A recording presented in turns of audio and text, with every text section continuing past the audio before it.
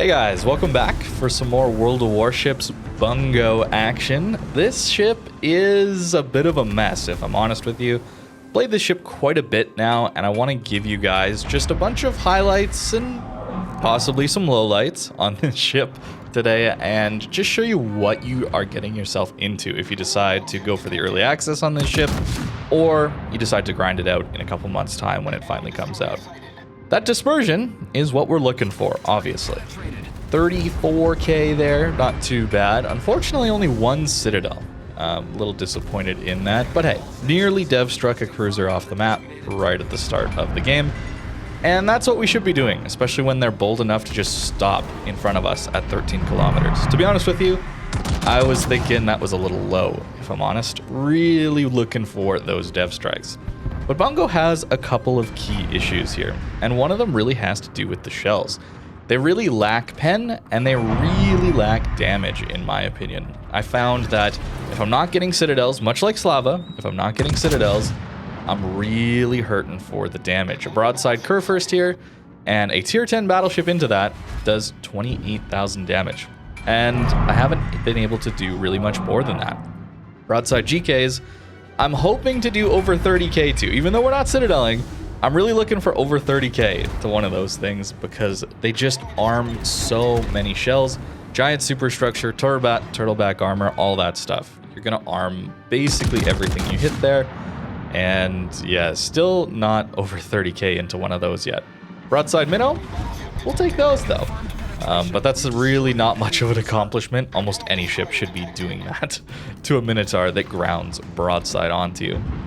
Up next in this one, broadside incomparable at 8 kilometers. And this is where I'm going to talk a little more about the shell performance. He's broadside enough to take Citadels there, no question. I'm definitely getting Citadels there in a much better battleship. But I think on top of the poor alpha damage and pen, there's something to do with Krupp values. I don't fully understand the way these work, but there's hidden stats to deal with shell types here. And some of them have to do with how often they bounce or shatter if they come in at a slightly unoptimal angle. And I think that might also be an issue with the Bungo.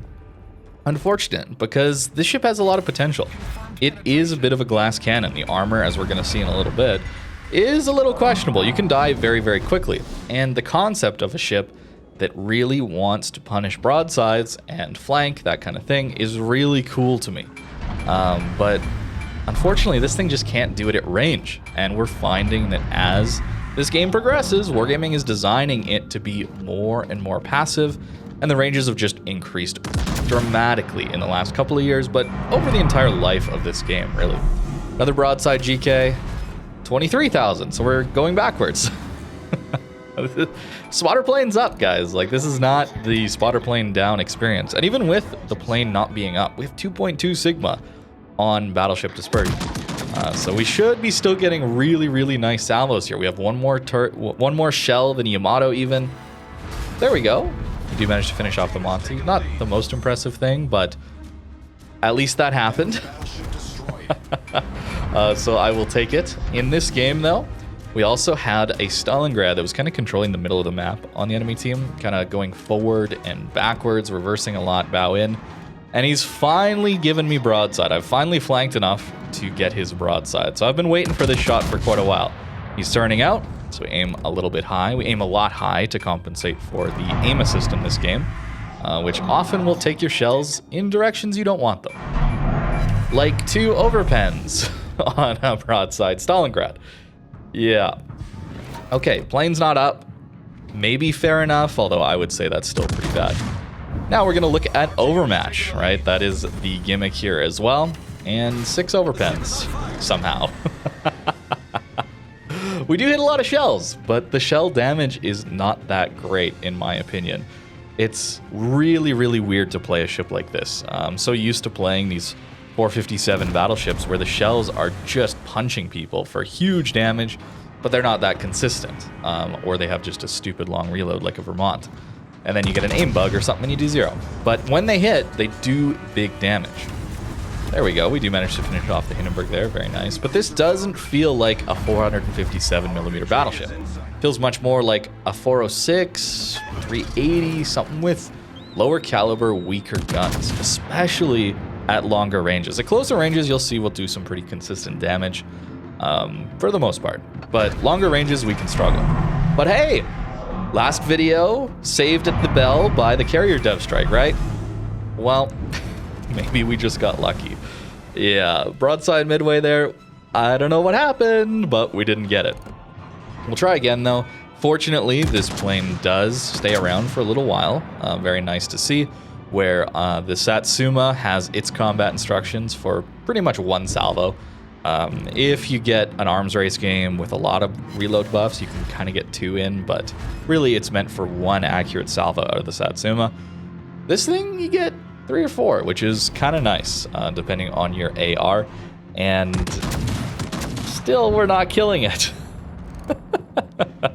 I don't know, man. I think this ship really did need normal battleship shells, let alone fixing aim bugs that would help all battleships, including this one.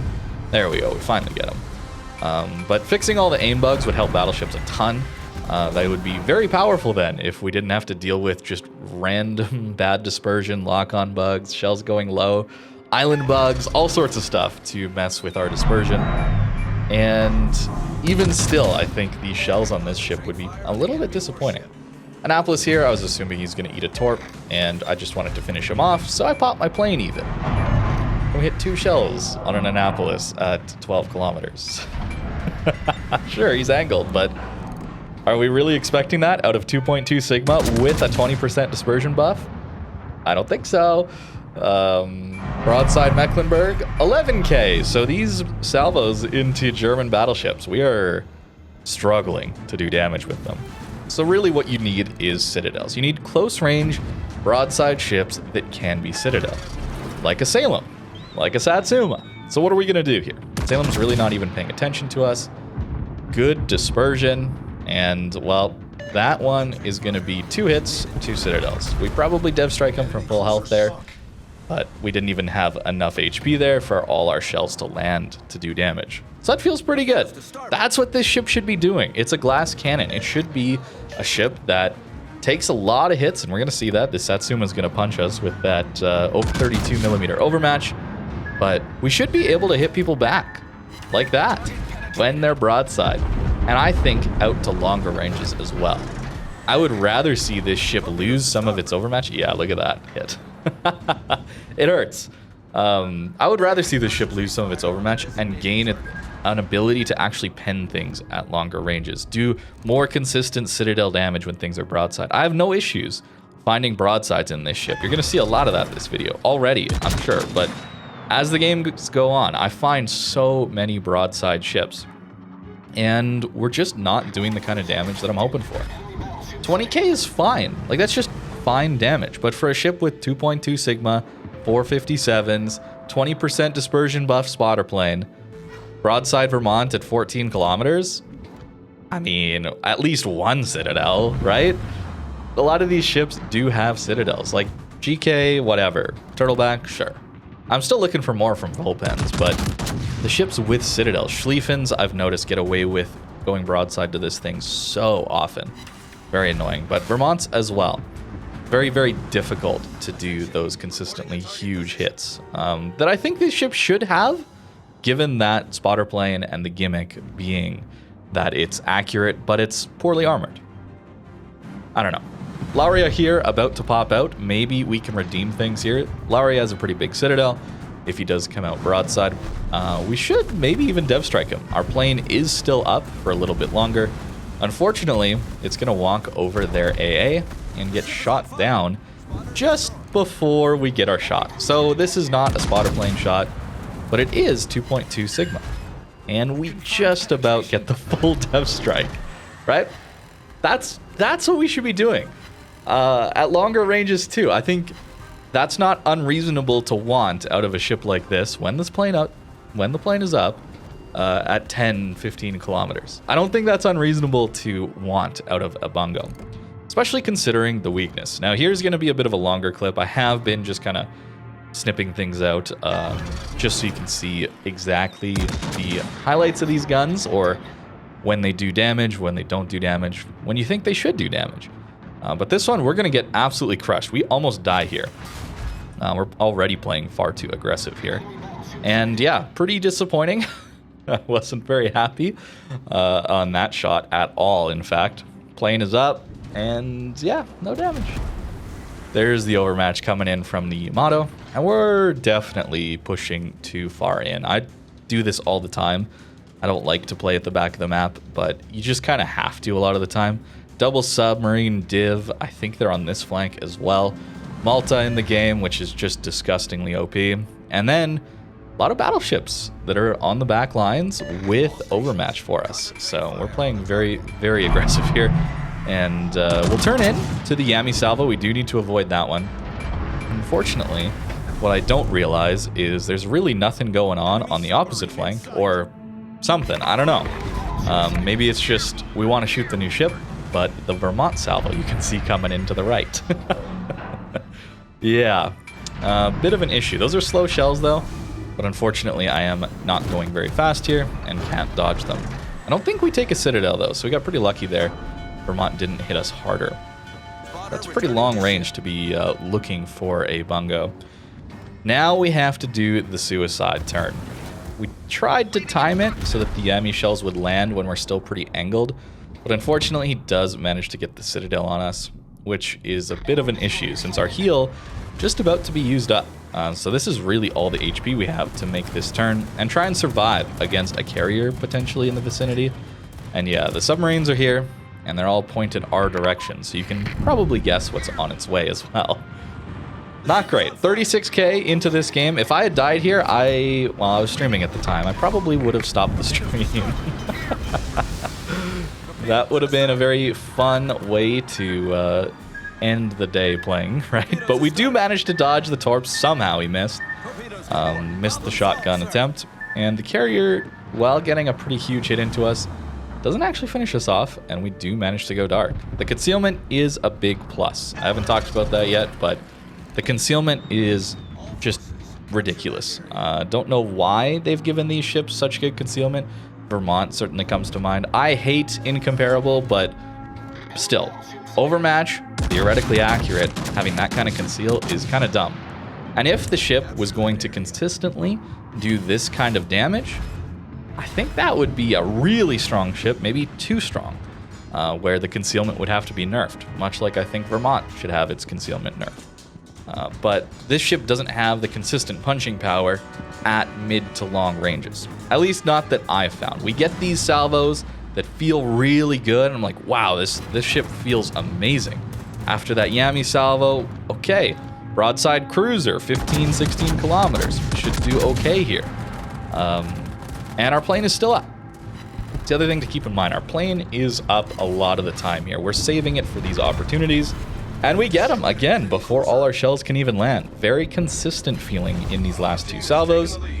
If that happened more, if it felt that consistent all the time, this would be a great ship, and this would be a very satisfying line to play. You would get hit pretty hard in return when you make a positioning error, when you're caught out, and yet when you catch other people out making mistakes, you would do that same big hits back to people. Broadside Georgia, and pretty disappointing damage. It's okay, but where's the Citadels, man? Why did that shot go so much higher, even though he's turning out, and the auto aim and aim assist should be pulling the shells short? I don't know, man. The aiming system here is just such a massive problem for a ship like Bungo, where we're getting 2.2 Sigma, where we're getting these 20% dispersion buffs. You really see the limitations of this aiming system. And then we get a shot like that. Unfortunate we couldn't see the health bar, but that guy has like 1,000 HP left. It's very, very, very, very strange, because I'm trying to aim in the same positions for these people that are going broadside, turning out. Sometimes the shells go short, sometimes the shells land where I want them to, and we nearly dev strike someone, and sometimes they just go high. It's so odd. It's just such an odd problem to have, that your ship is now showing kind of the weaknesses of the game engine or something like that. It's pretty annoying. Also, a lot of clips here in a row. This Schlieffen just refused to die. I don't know how he just didn't die here, but Mans is still alive somehow. And again, I didn't point it out at the time, but Broadside Schlieffen, we did a lot of damage, but no Citadel on him. Like, where's the Citadel hits, man? It's a bit frustrating. Broadside Goliath, though. Okay, big Citadel potential, and we do get him. Triple Cit. Feels good. So it's a very weird ship.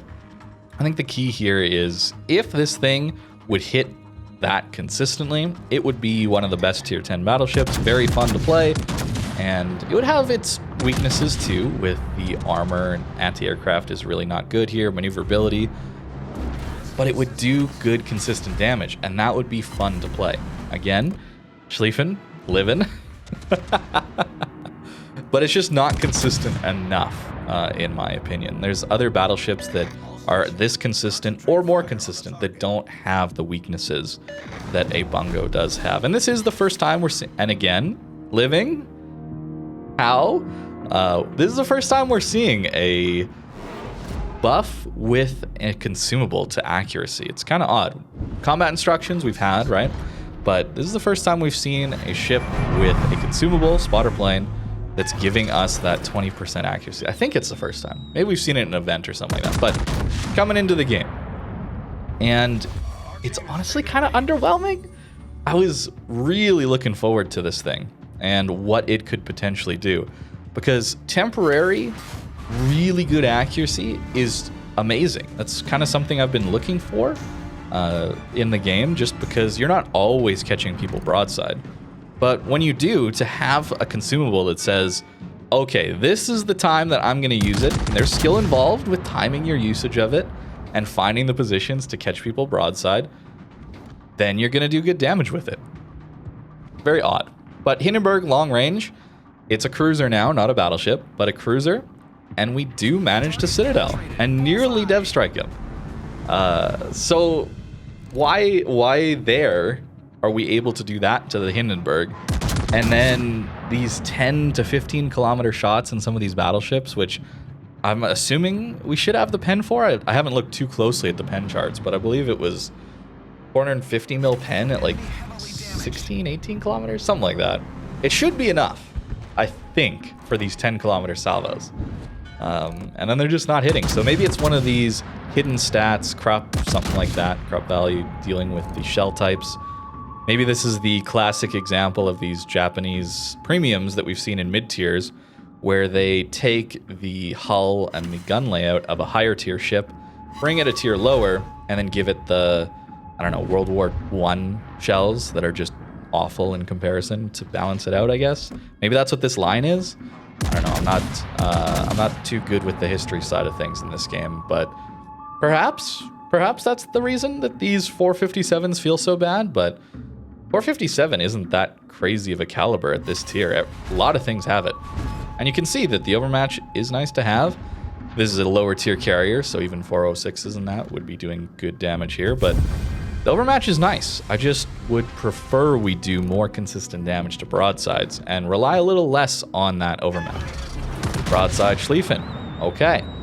17.5 kilometers, sure, but Schlieffen doesn't have, like, the crazy Kremlin armor citadel, right? And we shatter, right? Like, I don't know. Maybe my expectations are just, like, too high, but this ship has felt very inconsistent, even though it's some of the best looking dispersion salvos in the game. Outside of Satsuma funny button all the time, this spotter plane is awesome. Like, look at how tight the accuracy is here. You know, Chappie not that well armored, obviously, so nice dev strike, we'll take it. But that's beating up on a ship 2 tiers lower than us. I think this ship should be doing much more to those tier 10s that we're often fighting against.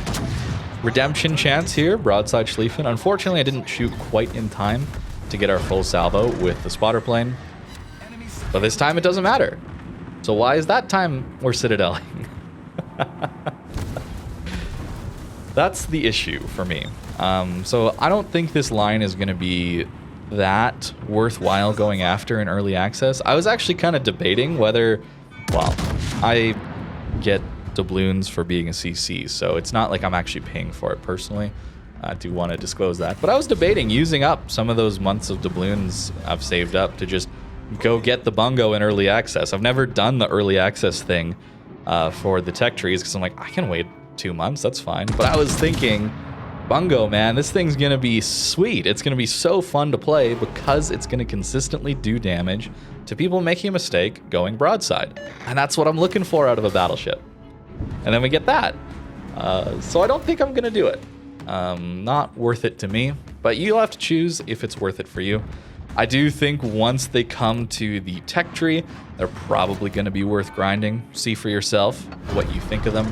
The reason we haven't looked at the tech tree tier 9, tech tree tier 8 yet is in looking at the premium buffs, I realized that the tech tree tier 9 and 8 are also getting changes. They're getting nerfed, actually. So I don't want to look at them before we have the final look at them. I made that mistake on the tier 9. Unfortunately, the site that I usually look at to say that kind of lets me know if there's incoming changes didn't update in time or something. So I did miss that. I apologize for that yesterday, guys. That was 10 out of 10 shells on a destroyer, by the way, as I was talking about the reason we haven't looked at some of the lower tier versions yet. Yeah, 10 out of 10 into a DD. That is disgusting damage. And I don't know, maybe it's just the way the game works these days, but it feels like we just get better dispersion against DDs. I don't know if you guys have felt that, but I certainly have felt that way, that for whatever reason, when I'm shooting at a DD, everything just tightens up.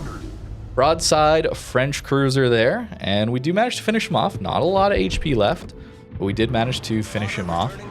Broadside Thunderer, here we go. Last clip of this video. And it's shotgun dispersion. Yep. I mean, sure, no plane, but is that 2.2 Sigma?